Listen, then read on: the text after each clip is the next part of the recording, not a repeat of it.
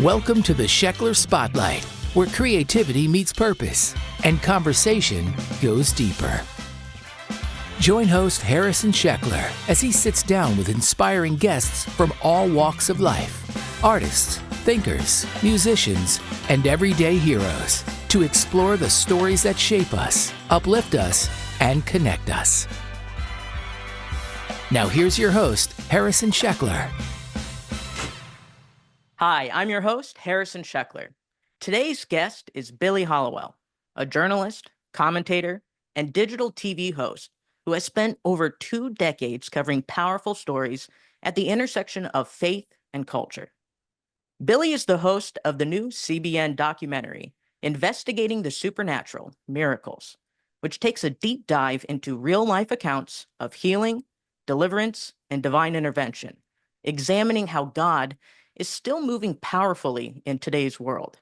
He also co-hosts the podcast Into the Supernatural with actress Jen Lilly, where they explore miracles, spiritual warfare, and the often unseen battle between good and evil through the lens of Scripture. He currently serves with CBN News and FaithWire and has previously worked as the Director of Content and Communications at PureFlix and as Faith and Culture Editor at The Blaze. Billy is the author of 4 books, including Playing with Fire and The Armageddon Code, and has written over 14,000 articles featured in outlets such as Fox News, The Washington Post, and The Christian Post. The spotlight is now on you. Billy Hallowell, welcome to the podcast. I'm excited to be here. Thank you for having me. Oh, I'm so excited to visit with you today. I'd like to start. Can you take us back to your early days and just what sparked your interest in journalism and faith-based storytelling? Yeah, that's such a good question. I started really young in this space, which I think is a little weird when I tell people I was 15 years old when really I started getting into it. And I thought, oh, this will be fun, it'll be amazing. I knew I wanted to have a career in it, but I wasn't really sure what that would look like. And I never really looked back. So I'm 41 now, and I've been consistently working in media in some capacity since I was 15. And so, but I had a passion for entertainment and media going back as far as I can remember. I used to make fake newspapers at school. We'd create these little projects when I was in 3rd or 4th grade. I mean, this started young. And so I believe that's because God puts that in you. You have a lot of gifts that we have. You have an incredible gift. It's something a lot of times that we feel and we experience early on. But when I was 15, that's when the Columbine shooting happened. And even though I was nowhere near Colorado, I lived in New York, I, was just so shocked by that event that it made me want to do something. And so the first thing I did, I wanted to create a TV show. I thought, what if we got a TV show that we encouraged other teenagers to, be kind to one another and love one another? And so that, of course, raising money as a 15-year-old who had no clue how to do that wasn't possible. But there were some producers, actually, legitimate producers who met with me and said, look, a show is not going to be possible right now, but what about starting a website? Like, what if you controlled it? And that was back, 1999 when the internet was still really new. And so I started a website called Teen Web Online, and it was really created to address these issues. And I was interviewing people. And that was really the start that very quickly spread into a media career, which is kind of crazy, but it was just those steps, early on that launched it. And when did the faith aspect come in? Did you always want to focus on your faith and Christianity, or did that come later? Yeah, so I grew up in a Christian home, was always a Christian, but like a lot of people will say we're Christians, right? I'm a Christian because my parents take me to church. And I think it really took a very long time for me to fully understand. I understood it in my head, not necessarily in my heart. And it was decades later, I was very motivated by my faith because it was such a big part of our life. But again, I don't think I fully grasped and understood it. And so when I got into media, I really, by the time I was in my, early to mid 20s now, that's when I was starting to do TV, hits, going over to Fox News, starting to do sort of debates with people. And when I was around 25, I think I got a job at Blaze Media. It's now Blaze Media. It was called The Blaze before, and I was there for almost 6 years. And when I got there, I wanted to cover news. I wanted to cover politics. I really felt like, sure, I cared about faith, but it wasn't an area that I wanted to be in necessarily covering it. And it's funny how God does things, because when I got to the Blaze, there were two positions open: faith editor, so running the faith vertical on the site, or weekend editor. And I was like, well, I don't want to be the weekend editor, and I'm a Christian, so I want to be the.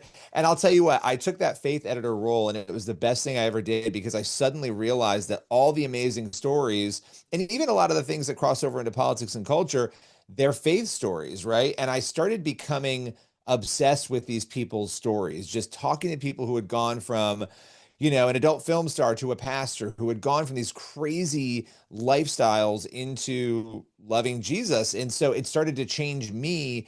And so, yeah, it really wasn't until I started getting into it that started. And I never really looked back from that. I mean, I've only gone deeper and deeper and deeper into covering faith over the years. So interviewing, like you said, the adult porn star going, finding their faith, and just all these amazing stories, it kind of makes you reflect on, your life path. What were some of the moments in your life that you would say were really pivotal, that, oh, maybe I need to do, I don't know, do more in my life focused Yeah. towards God? Were there any pivotal moments where you're like, wow, maybe I'm not the Christian that I think that I am? Yeah, no, I mean, and if we're all being candid, I think we have those moments even when we're in it and we feel like we're doing a good job. I think we Every have those day. moments, right, every day, where it's like, you could wake up and do a devotional and feel great, and 20 minutes later you're like, you forgot about it, because life is so Exactly. crazy. But I do think, yeah, there are big moments. I think when I got to college, that was a big testing ground for me, because I had to really decide, do I believe these things? I'm in this hyper secular place, going to school in New York City, and being around people who disagree with me, and really being torn in different directions and making not great decisions and having to grapple with that. That was the first sort of time that I experienced that. And I think when I got into my 30s and started realizing, like, okay, am I really living this out, or am I doing this media career for me, or am I doing it because it's something that God called me to do, right? And that I'm Hmm. supposed to be serving him. And so I had to really come to a place where I had to say, all of this fighting for a career and trying to get accolades and get people to pay attention and go viral on social media, all these things that we try to do, if it's for yourself and not for God, then it's not good. So that was kind of the second moment for me. And then the third, honestly, was this film, which I can't even believe I'm saying that, because I think I had a very different idea of what was going to happen once we started making this movie, this documentary. And when we finished it, it really shattered a lot of the things I thought I knew. And it made me really question, am I actually living the life that I've said? Am I fully believing all the things I've claimed to believe? And those are really the three benchmarks, I think, for me. And I'm still processing through a lot of those things, even as we're talking about this now. Yeah. So you mentioned your film, Investigating the Supernatural Miracles. So my background, uh, cradle Catholic. I have a Catholic background, and in Catholicism, there's a lot of talk about the supernatural, angels and demons, miracles. Well, we say the Eucharist is, something that is at the center of what we call a miracle that we experience at Mass. So that's the Catholic perspective.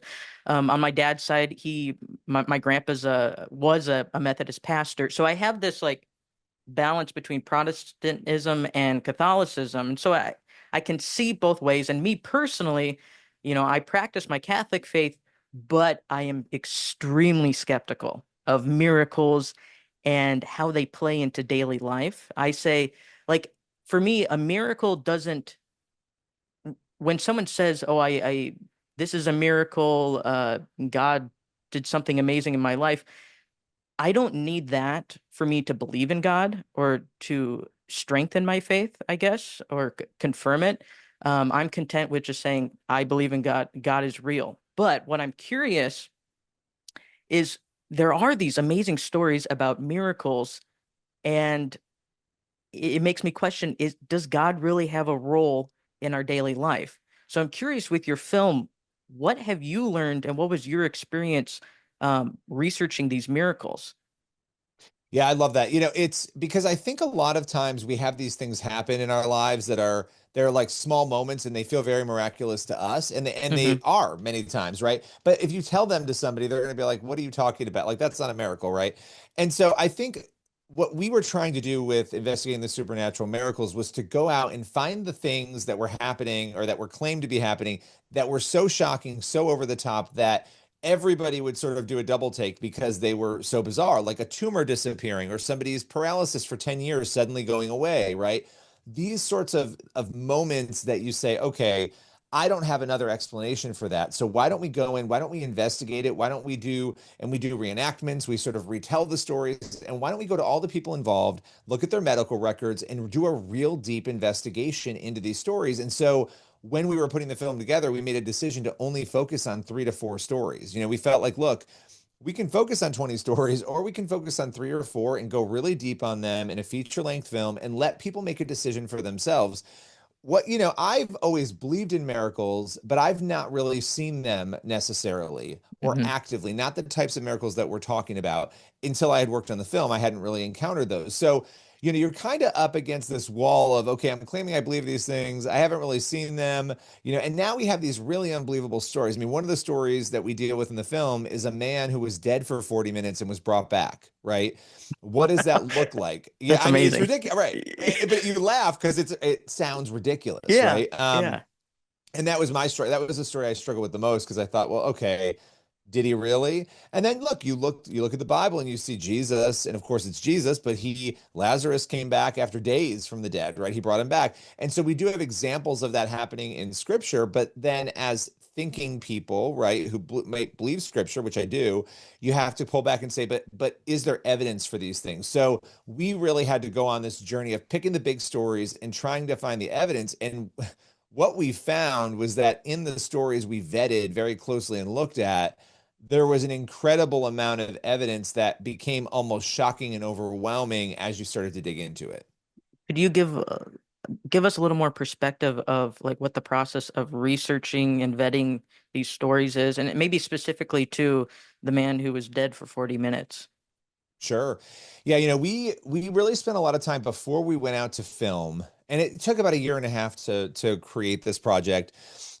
We went all over the country to different places, but we wanted to find stories that we felt were deeply compelling, and again, that we thought we could try to prove that we had evidence for. And so, in these cases, you're dealing with medical records, you're dealing with elements that you can pull together and say this person isn't making up what happened. They clearly had this condition, they no longer do, and we can debate all day long about what we think happened in between, but clearly something happened. I mean, in the case of the brain tumor, there was no medical intervention. And so when you have a situation like that, when the only thing these people are doing outside of taking an epilepsy pill to treat symptoms is to go prayer event to prayer event for years or for a very long time, you have to then start to look at the pieces. So when it came to Jeff Markin, the man who was dead for 40 minutes, that story in particular is incredibly wild. And I'm going to tell it because I think it's one of the most important ones in the film. Jeff Markin had a heart attack. He had gotten to the hospital. He wasn't feeling well, and he collapsed and died inside the hospital. They rush him into a room. They're working on him, and for 40 minutes trying to revive him. And we see this happen all the time in movies and TV shows and in real life. People cardiac arrest, they die. They try to bring them back. They can't. They called Jeff Markin's death. Okay, they said he died at this time. We're going to bring him to the morgue. They were at that point in the process. Now the doctor who was in the room, Dr. Chauncey Crandall, we interviewed him in this film as well, included his perspective. He was the emergency room doctor that day. And so they call him and he's watching all this happen. They pronounce Jeff Markin dead. He walks out of the room and he leaves because his job is done. There's no patient to treat. He's done. Now, Chauncey Crandall was a Christian at the time. And, so he's walking down the hallway, leaving the room, and he says he felt God say to him, go back and pray for that man. And of course, he's thinking to himself, it's a dead body. Like, what am I going to do? Go back and pray. So he feels the prompting again because he ignores it. So he turns around, goes back into the room, and you can imagine the other medical personnel thinking, what is wrong with this doctor? He's praying over this dead body in the room. And, he's praying for his salvation. If he didn't know you, Lord, and just uttering these prayers. And the nurse and the other doctor in the room are watching him. And he turns to them and he says, shock him one more time. And they're like thinking to themselves, we've called the death. We tried for 40 minutes. If we shock him again, they said he's going to be brain dead. Even if we could get a heartbeat back, which we won't, it's been 40 minutes, he'll be brain dead. But he pushed it. So they shock him. And immediately after the shock, Jeff Markin gets a heartbeat back. And the nurse is like, what have you done? We're going to have to put him, like, what do we do? Put him in ICU. They put him in ICU. And 2 days later, Jeff Markin wakes up completely fine, completely healthy. And we interviewed him for the documentary, came back to his full faculties. I mean, that sort of thing doesn't happen. But the thing that is so interesting is that he felt that call. He felt that prompting, right? To the doctor to go back and pray over that body. So you have like multiple mini miracles leading up to this big moment that is documented. And that if you're an atheist or an agnostic or a skeptical Christian, you are confronted with this question of, well, what happened there? Why did he feel that call to go and pray? If he didn't pray, this body would have been hauled off to the morgue and he would have, it would have been over. So, sorry, this is just like blowing my mind right now. Um, so the man, he's living today, right? And Yep. what did he say about his experience? Was he just like, boom, I'm alive, and like, does he have a conversion? So that's the thing that was so interesting about this. He does have a conversion. And in fact, and I want people to check this part of it out, and I won't get into it too much Okay. here, but he had a near-death experience during this time. And it was not a positive one. It wasn't like I visited heaven and I'm happy. It was an experience that was dark and traumatic. And so he woke up when Chauncey Crandall went into the room 2 days later. Jeff Markin was chanting over and over again, I'm just so disappointed. I'm so disappointed, because it was an experience that left him incredibly disappointed with what he saw. And in that moment, the doctor said, let's talk about Jesus. And he ends up accepting Jesus and becoming a Christian as a result of this. That was super interesting too. And that was the other part of this where it's like, something made this man, after nearly dying and having this doctor pray over him, feel the need to accept God after all of that time of not having had God in his life. And so it is one of the most remarkable stories that I've heard. And again, I was skeptical of it going into it. I was thinking, okay, well, somebody's going to tell me something. I'm going to poke a hole in it. There were no holes to be poked in it, because everybody was speaking the same language and telling the same story of what they experienced and saw. And Crandall is a really well-respected doctor, so you have that factor as well. And these are not easy stories for doctors. I mean, he's into healing ministry and all these other things now as a result of this stuff, but they're not easy stories for these people to tell. Yeah, I think that's interesting. I At our church that I work at, they had a healing service, and it's more of the charismatic Catholics is what they would call it. And Yes. this is something like totally new to me. And actually, in Catholicism, it's I guess it was a thing, and now it's kind of coming back more so. And so I just wanted to be a fly on the wall. So I sat in the back of our church, and there was a lot of people that attended, and they just pray over people. So like someone comes with, a a a bum leg or something, and they're having cancer, or they just want someone to pray over them. And they were talking about the different testimonies, and some of these people say, I'm feeling something, like I feel like a warmth, in my leg, and all of a sudden it feels better or something. And like so many others, I'm so skeptical, but it seems like it keeps coming back that there are these healings happening across the country, not just in Catholicism, but just all of these prayer services. What do you think this is? Like, what do you think is happening? Oh gosh, this is so interesting, because you can get into some really fascinating theological ground that people would find Yes. strange or weird, but I think, I mean, why not talk about it? The thing about the warmth is a really interesting element, because it comes up in a lot of these stories. I felt something happening. I felt this warmth. I mean, you hear the same thing again and again. And some skeptics would say, well, that's because people are saying it and other people are hearing it. I think when you start, though, it's one thing to say, like, I had hip pain and they prayed over me and it went away. I'm not doubting that that's true. I'm just saying that's harder to prove. When you have somebody who was in a wheelchair who's claiming that they're able to get up now, well, now you have another dynamic going on. Now you have something else happening that is provable, right? Or we can see it. It's not just a feeling on the inside. And it really does seem, I mean, so on the podcast Into the Supernatural, which, Hmm. I'll give two simple addresses for people right now, by the way. If you're interested in the film Investigating the Supernatural, you can go to supernaturalmovie.com. And if you're interested in the podcast, which I'm about to talk about, you can go to supernaturalshow.com. And on the podcast, we deal with a lot of people who are seeing this stuff every day. These are pastors who deal in this, and it's interesting because they're claiming, and I have no reason to believe they're lying, that they're routinely seeing people, not everyone, and we could talk about that, get out of wheelchairs, have insane healings. They're seeing tumors that disappear. They are seeing these things happen, and so we're kind of confronted with this weird thing of is our assumption that everyone is lying and making it up? Are they being over emotional, right? I mean, we have to come to some conclusion here. I don't think it's okay for us to say, well, we don't really know and who cares. We do have to care. And so some people are going to come on different ends of this, different sides of this. The other thing that's interesting right now, you're watching. I feel like the culture has been in a very evil place. I mean, we've seen a lot of very dark things happen in the culture, right? And we've also seen some moments, though, that are very positive lately. And so we're watching young people flood to hear about Jesus on college campuses. There's a lot of spiritual dynamic going on right now.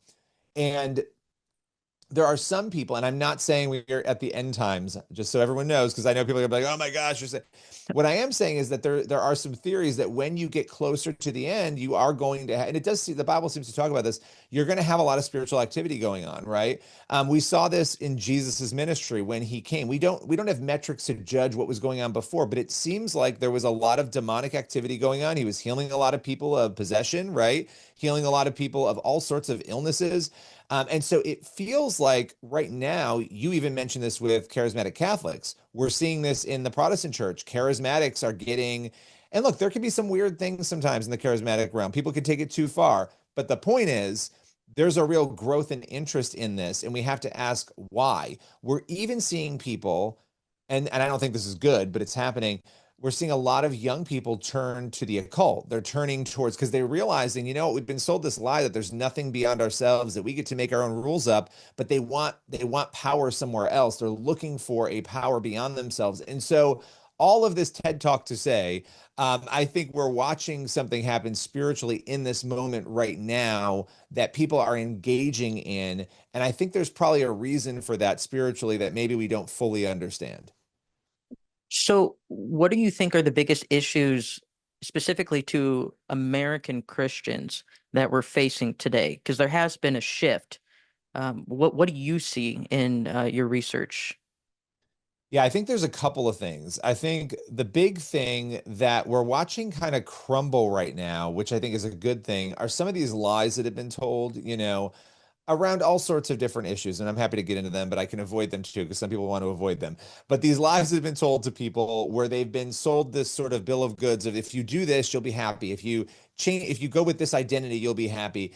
And this recognition suddenly that that's not good and it's not working. And we're starting to see even research and studies back this, where they're saying, actually, this isn't true.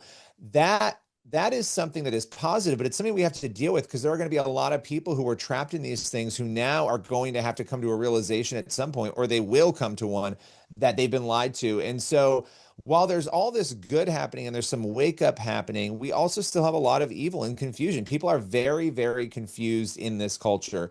And we've allowed that to happen as a culture. We've bred it. I think a lot of Christians have been afraid to speak the truth. Some people have done it wrong, which is also unhelpful when you're saying things in a really horrible tone that it is not actually going to help people. But we have to speak up and tell the truth.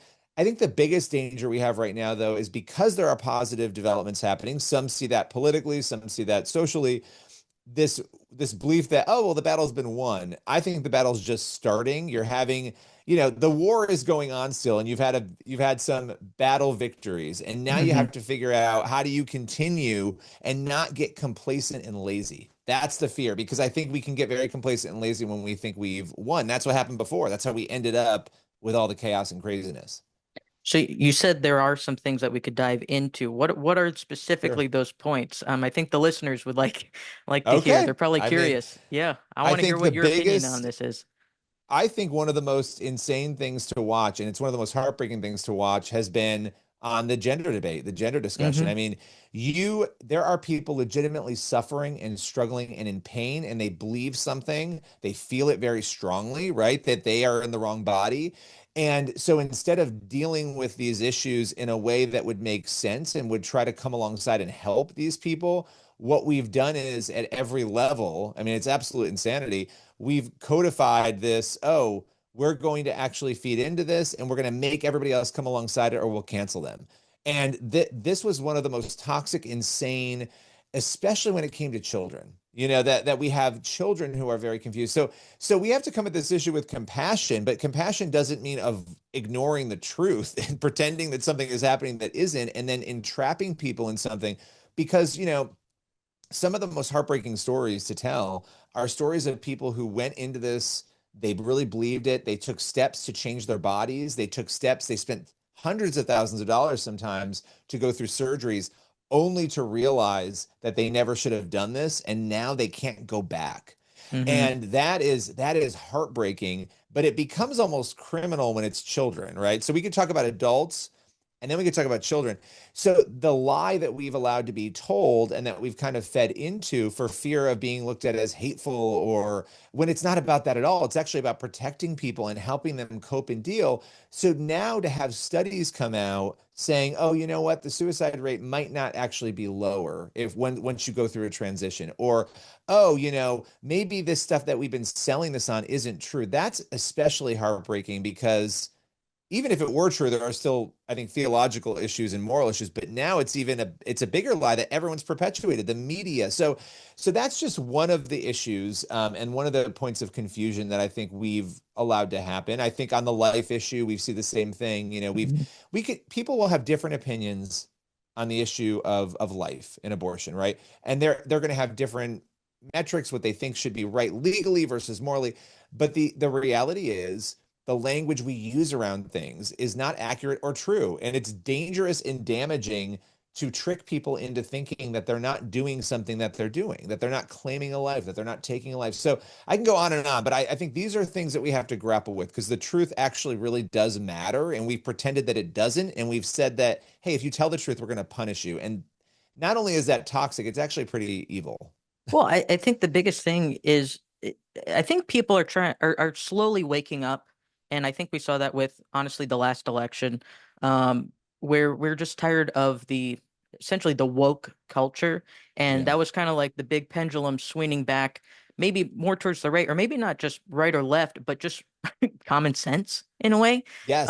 Yes. It's just truth. I mean, if it walks like a duck, it quacks like a duck, it's probably a duck, and it's just, I used to think Merriam-Webster dictionary was like the say all be all. I had, the new version of it growing up as a kid, and I was like, oh, this is great, I get to learn all these new words. Well, the definitions of the words are changing, and I'm like, this is not what I learned, in grade No. school. And, what is a man? What is a woman? We can go with Matt Walsh and his documentary, Right. but it's fascinating. And actually, okay, so this is kind of a, do I want to go? Okay, I'm going to go here.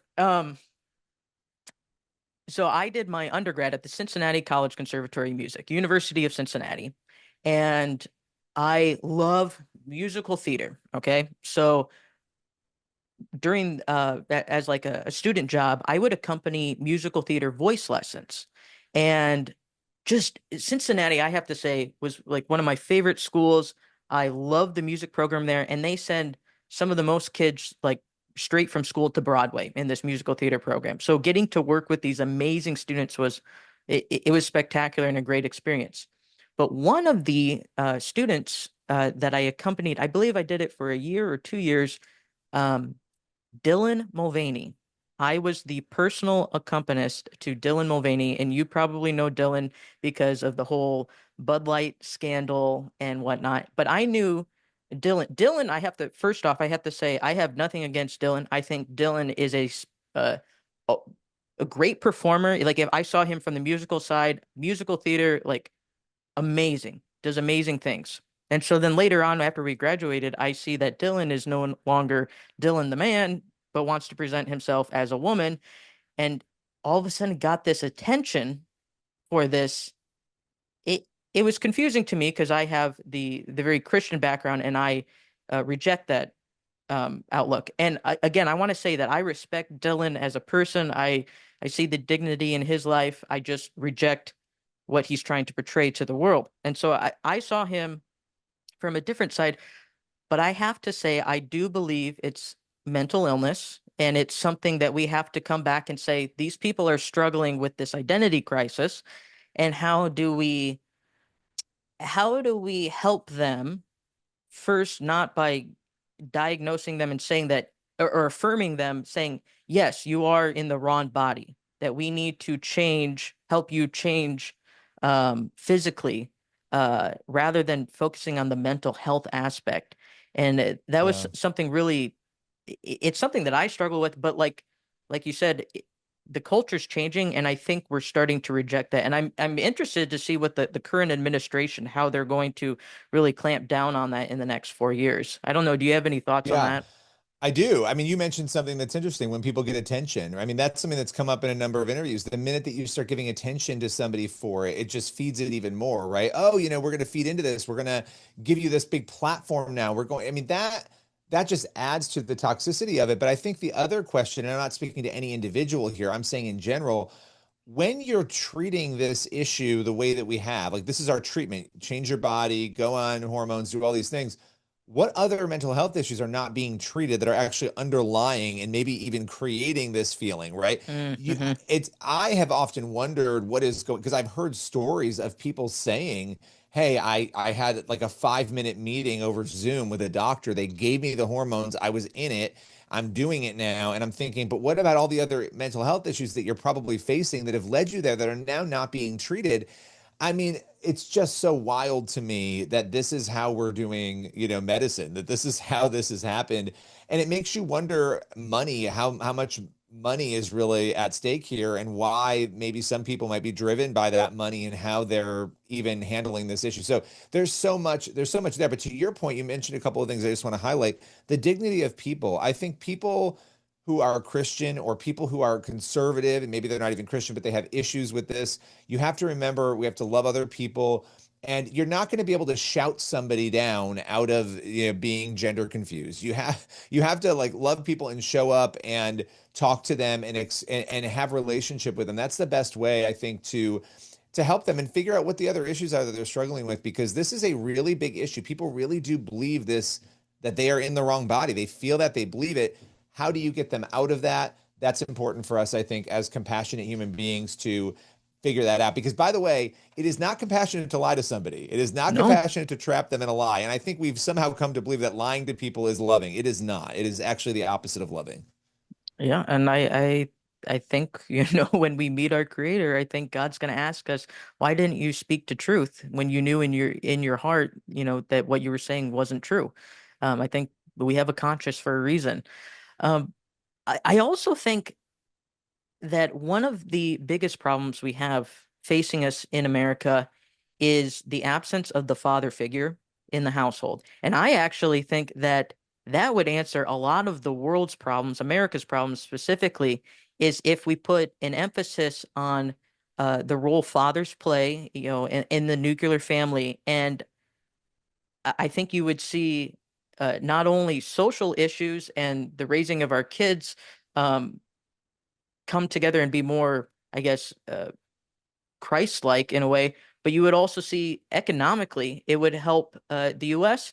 You'd also see a resurgence of life in the U.S. I mean, we have a declining birth rate and everything. I just think everything is tied to this role of the father. I'm curious, you have your family, like what do you see affecting culture with the nuclear family?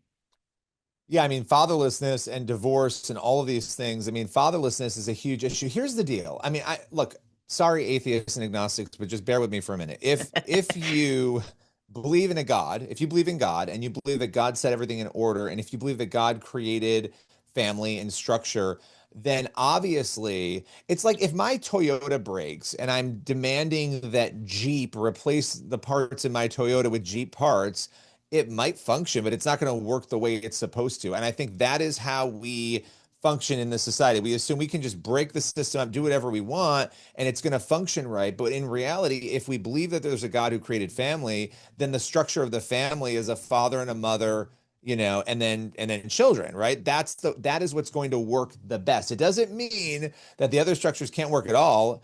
And by the way, I think single mothers, single fathers, when a lot of people find themselves in that circumstance and they don't mean to be in it, they didn't want that to happen. And I'm not by any means condemning those people. What I'm saying, in fact, I think it's heroic and amazing how hard people work when they're in those circumstances. But what I am saying is that the best system is the father, the mother, and the children. That's the thing that's going to work the best. And so we're watching a very broken society in many ways because of the lack of fathers, because of the broken, system, because children are hurting. I know many kids, I have a 12 and a 9-year-old. I know many kids that they're around who struggle because of divorce, who struggle Mhm. because of a broken family. So this is just common sense. I feel like again, it's another thing we have to dance around to not offend people. This is the way God set it up. It's the way it works best. Stats and data prove that. People can feel free to challenge me, but I think every study shows that that's what works best. No, I think you're right. And someone who was a really good example as a father and who recently passed away was Phil Robertson. And we had Yeah. the Duck Dynasty. I grew up watching Duck Dynasty, and honestly, I wish those the TV show was still around because it was just something that was really needed in our culture, and it was kind of amazing. You flip on secular TV, and all of a sudden, there's people praying around a dinner table together, and you're like, "Whoa, this isn't." This isn't the normal schedule on the TV. It was enlightening, but you also had a relationship with Phil and was able to interview him. What is your outlook on just what he offered to the world? Yeah, I've interviewed him a number of times over the years and spent time down in West Monroe where they live. I've spent time with the family. I've known some of the family members over the years. And the biggest thing, I think, I mean, this is a guy, Phil Robertson, who, oh, and by the way, before I even, this show is coming back. People do not know this. It's Oh, crazy I because didn't they know have not that. done, Oh, the show is coming back on wow. A&E. It is Woo! coming back. Yes, Duck Dynasty. In fact, yes, this summer it is back for 2 seasons. They were renewed for 2 seasons. Oh, it's so It'll exciting. be on A&E. Yes, yes. I feel like nobody knows this. So I'm like telling people it's coming back and it'll be the next generation of Robertson. So I don't think Phil will be in it. Obviously, they've filmed a good chunk of it already. Hmm. But Phil was a guy who, came from a tough background, went to college, got married to Miss K, but really struggled. He struggled with alcoholism. He struggled with abuse. He was a monster. I mean, Miss K once told me in an interview he had devil qualities. That's how she described him. Hmm. And this is a guy who the American public met on a funny reality show where he's praying around the table because Phil became a Christian. He found Jesus and it changed his life. It took him out of alcoholism. It changed everything. He is the best example. And if people want to actually see their story, the movie The Blind tells their story, and it's an incredible movie. It's not one to watch with kids because I mean, it depends. It's up to you, but it's a little tough. It's a little tough to watch, but amazing of his transformation. So this is a guy that spent his life telling people about Jesus, loving people. They'd go under bridges to serve the homeless. I mean, him and his wife, they've just done incredible things. And I think you see a family that has churned out grandkids and other, great grandkids that love God too. I mean, he's a great example of a father and of a human who made a mistake, a number of mistakes, changed his life. That is reality. They never hid that, the Robertsons. They've always been open about that. And I admire them. Nobody's perfect. They're not perfect, and they're the first to say that. So he leaves behind a very powerful legacy, honestly. Yeah, no, he's such a great example. I just think we need a little bit more of Phil Robertson's in the world, and I'm condolences to his family, but what a great example. And like you said, I think a lot of people struggle with understanding that every single person has their own faults and accepting that and realizing that we have to turn towards Christ and realize that we're not alone in this journey and we're all sinners. And I think seeing that from the Robertsons perspective, it kind of helps us put things in perspective of like, oh yeah, there is a way for us to be redeemed, to find solace in this person called Jesus. I mean, we know the whole story. I could go into it, but like God is there for us. And I think just having these public figures that are actually expressing their faith is so important because I mean, that's what our world is today. It's social media. We just consume it. So we need to consume the good things and make sure we're filling our souls with, not junk, but something that's going to help us on this journey towards pursuing Christ. So I'm interested, looking at 2025 for Billy Hallowell, what are some of these projects that you're pursuing and maybe leading you on that path towards Christ? Yeah, I have very much been of the mind of, okay, God, what do you want me to do? Like, Hmm. send me where you want me to go. There are a bunch of projects, but the ones I want to emphasize that I'm really excited about, obviously investigating the supernatural miracles, and people can go, I gave the address before, but the other address is cbn.com/supernatural to watch that. And it's a suggested donation. You give whatever you want, you can watch it. We have a follow-up movie that we're filming this year called Investigating the Supernatural Angels and Demons. And so Oh, that we okay. are in production on, and we're going to take the same approach to stories of possession and demons and angels and all that. And so that's going to be a really exciting project and a little different from Miracles, but we feel it's important. And we may have a third film after that, depending on what happens. So, I'm just praying through that, looking forward to that. And then I'm also working on another film project, and we're in the very infancy stages of it, but I'd love if people are interested in supporting it. We are doing a little crowd fund around it. And you can go to ifoundchrist.com, and it's the story of Jen Niza, who's an ex-psychic who became a Mm. Christian. It's a super interesting story, a compelling story about her life and what led her into the occult. And she spent 30 years almost like living in the occult and then found Christ. And so really interesting story. So I'm working on that as well. And CBN News is really, I'm doing stories there every day. And so there's more than that, but yeah, it's 2025 is going to be a really interesting year. And so I'm just excited to see what God does during it. I think that's awesome. And we'll definitely direct people to those resources so they can follow all your projects. I'm curious, in your daily life, what are some of the spiritual practices or habits that have been the most transformative in your walk with God? Yeah, I love that question. About 5 years ago, I was working on a book called Playing with Fire, and it was Hmm. about evil and the demonic, and what do Christians believe, and kind of like pulling the data together. And that I was afraid to write that book because of the subject matter. And I had been a Christian, but I hadn't really been reading the Bible every day. And so during that time in 2019, 2020, I started making sure I was reading the Bible every single day and praying every day. And that kind of started me on this process of realizing, oh, I should be doing this every day. Like this is what, as a Christian, I should be like really engaging with God every day.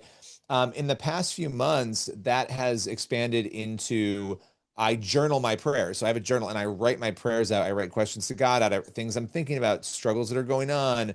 Um, so I journal every morning. It's the first thing I do after I get up. One of the first things I do, journal, and I read at least one chapter of the Bible. And so the last 2 years, I read the Bible entirely. Like, so I've read the Bible twice in the last 2 years and did sort of a January to December Bible reading. This year, I'm just doing the New Testament, and I'm going a little slower with it and pondering a little more of what I'm reading. But yeah, chapter of the Bible every day and praying, journaling it. I find that I focus better.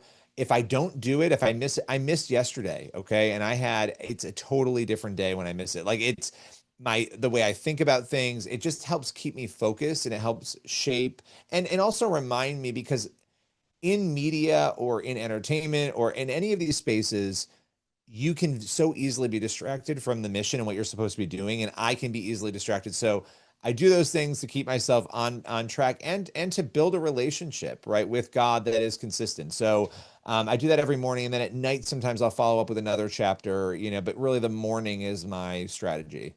Yeah, that's something that I too have related to is when I'm diving into scripture and taking a conscious effort daily to just open the book, even just for a little bit, a few minutes, reading scripture. The day starts off totally different. Differently. It is, I don't know what it is. I think it's probably the Holy Spirit, but he's revealing all this truth to you in scripture, and it's something that you can't really describe unless you do it. You just have to take Yep. your Bible out and open it up and just see how God is going to move through you and be open to it. Now, That's something that I would suggest the Catholic Church do more so, or my fellow Catholics, is open up your Bible, open it up. And I mean, Christians in general, they should open up their Bible. But with Catholicism, I'm also a professor at Benedictine College in Atchison. So the place where, Harrison Butker was, they traded one Harrison for another. Um, I love it. Both good uh, Harrisons, both really good Harrisons. Yeah, no, it's been a fun place. The students are awesome. Love the school. Um, one interesting thing now in the big buzz is our new pope, and I'm interested in hearing your perspective. One, because he's an American, and two, what's the perspective of a non-Catholic on where the Catholic Church, because it is a very prominent takes a very prominent role in our world, with so many, like a billion Catholics. Where do you see, or what is your hope for the Catholic Church moving forward, and how maybe our relationship with the Vatican will be in the future? Yeah, it's interesting. I think having an American pope, because the American Catholic Church, and this is a feeling, it's not, I don't have numbers there are some numbers that might back it.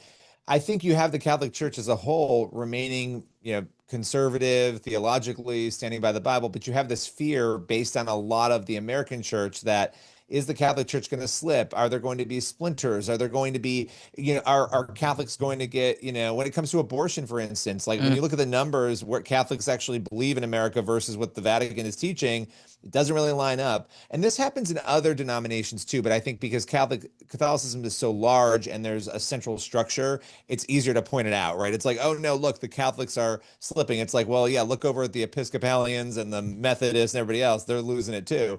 And they've lost it way more than the Catholics have. But I do think the biggest thing is going to be, and he so far has remained, he has made statements that are very clear on these issues, right? hmm That he's not going to change perspective, that this is what the Bible says.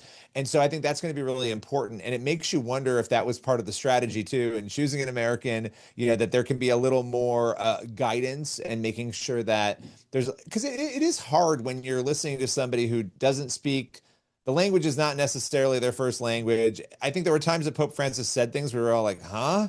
Like what's he actually saying? So for the American church selfishly becomes a little easier to be able to understand what's going on. So yeah, I'm curious to see where it goes. My hope is obviously that there's a little bit of, I mean, we're seeing this with young people in general across the Christian sphere, not just Catholicism, that doctrine will be stuck to, and that young people will discover the truth of the Bible and all that, and not get stuck in this confusion that has sort of happened here in America. Yeah, and I have hope for the future. I think for Catholics and just Christianity, like we've noted, that we are taking that swing back to more conservative values, social values, and I think the younger generation, um, it's a little bit different than the millennials like myself. I think we were swinging so far to the left with social values that I do think it's coming back, and it's exciting. I'm curious to see how it'll play a role in society, how I think colleges are really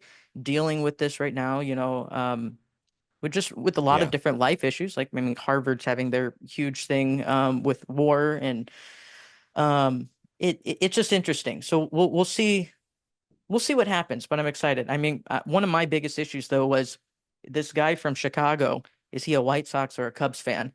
So I learned that he's a White Sox fan, and I'm a North. I like the North Side Cubs, so well, I'll go with that. I But I love mean, it. the Cubs are in first place right now. I don't think the White Sox are doing so I hot, love it. but I love it. I That think that was that's your focus. yeah, yeah, oh yeah. Well, it was one of many focuses, but Well, in addition to other theological issues. Yeah. exactly. We have our priorities, but it was on I the love list. it. That's amazing. Well, Billy, this has been just a super exciting conversation, just to kind of learn what your projects you're working on, your background, and all the exciting things you're doing. I just really appreciate visiting with you. One of the things I do at the end of my podcast is I do a rapid fire question round. And if you're up for the challenge, we'll go for it. I'm up for it. I'm up Okay, for it. let me get my timer here. Pull it up on my phone. I Okay. love it. So, oh, there we go. I got my timer. Let me get my list of questions. and we'll see how many of these we can go through. Okay, you ready? I'm ready. Okay, here we go. Are you an early bird or a night owl? Early and night. Ugh, both. Favorite book of the Bible? Oh gosh. James. A miracle you've personally witnessed or experienced? My daughter's scoliosis virtually disappearing as I was filming the documentary. That's amazing. One thing you'd tell your 18-year-old self? Oh my gosh. It will be okay. The things you think matter actually don't, and the things that matter you need to discover and focus on. If you weren't doing journalism, what would you be doing? Oh gosh, making movies all the time and just writing books all day. I think both are fun. What is your guilty pleasure song or artist? Okay. Ace of Base, which is embarrassing to admit, but I think that I just love Ace of Base. I'm sorry.